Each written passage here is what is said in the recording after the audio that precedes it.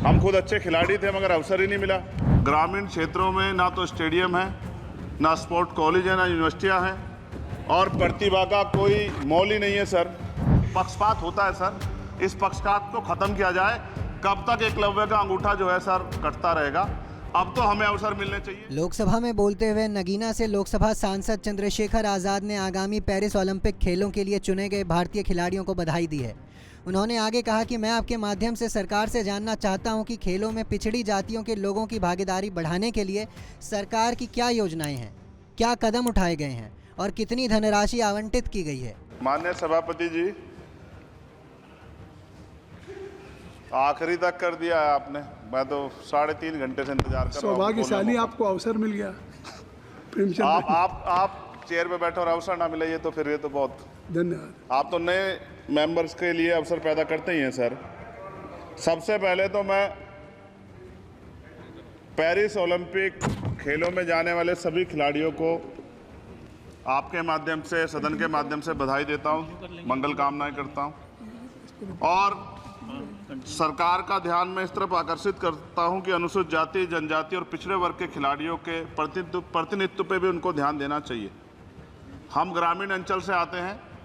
ग्रामीण क्षेत्रों में ना तो स्टेडियम है, ना स्पोर्ट कॉलेज है, ना यूनिवर्सिटियां हैं और प्रतिभा का कोई मोल ही नहीं है सर।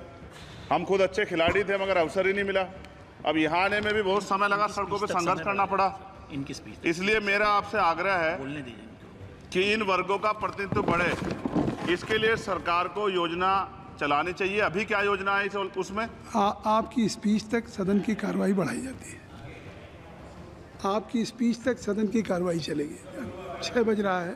अच्छा ठीक, सदन समाप्त हो जाता है, लेकिन आपकी स्पीच शुरू हो गई तो आपकी स्पीच तक सदन की कार्रवाई। धन्यवाद, बहुत बहुत धन्यवाद। लेकिन कृपया तो सभापति जी, 5 मिनट में कंक्लूड। मैं आपके माध्यम से सरकार से जानना भी चाहता हूं कि ग्रामीण अंचल और SC ST OBC के प्रतिनिधित्व बढ़ाने के लिए क्या कदम उठाए गए हैं तथा इस संबंध में कुल कितनी धनराशि आवंटित की गई है और कितनी धनराशि आवंटित करने का प्रस्ताव।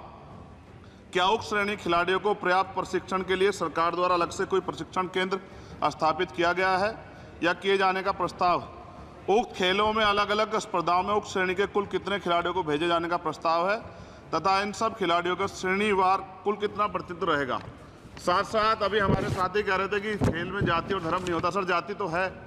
जहाँ कक्षा 1 से बच्चे के नाम के साथ सरनेम लगा होता है तो उस देश में जाति ना हो, ऐसा कैसे हो सकता है? जाति के आधार पे मेरे आज भी याद है, हिमा दास जब मेडल लेके आई थी तो सबसे पहले उसकी जाति सर्च की गई थी और वंदना कटारिया एक ऐसी बच्ची है हमारे उस हॉकी प्लेयर, इतना अच्छा प्रदर्शन किया, फिर भी उसके घर के बाद जो है सर उसको बेइज्जत करने का प्रयास किया गया। साथ साथ सर साक्षी और विनेश के साथ क्या हुआ ये भी हम लोग नहीं भूलें सर। मेरा मानना ये है, आप दादा आप बीच में nothing will go on record. माने और छोड़िए, आप मेरी तरफ देखिए। मैं जिस क्षेत्र से आता हूं, विल गो ऑन रिकॉर्ड। मैं नगीना सहारनपुर सर, मैं उधर जहां से मैं आता हूं सर, उस क्षेत्र में मैं गांव में जाता हूं। बहुत प्रतिभाएं सर, लेकिन अवसर नहीं है।